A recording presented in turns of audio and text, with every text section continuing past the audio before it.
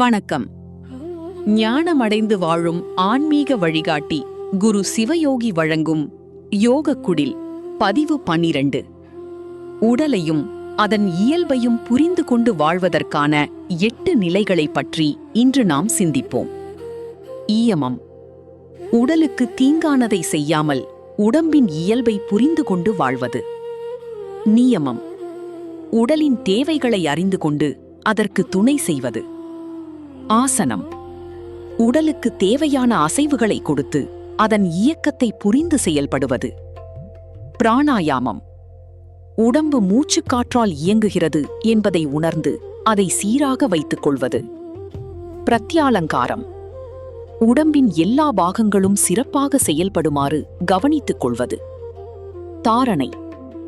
உடம்பில் இருக்கும் நான் என்ற மனம் எங்கே என்ற விசாரணையின் மூலம் அதை அறிவது.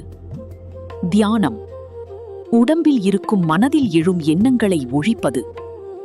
இவ்வாறு உடலை புரிந்து கொள்வதிலிருந்து மனதை அறிந்து கொள்வது வரை முன்னோர்கள் 8 நிலைகளை உரைத்திருக்கிறார்கள்.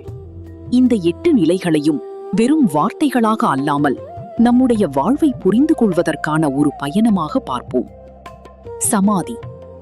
உடம்பின் இயக்கம் மனதின் வசம் என்பதை புரிந்து கொண்டு எண்ணங்கள் இன்றி சித்தத்தின்படி இருப்பது.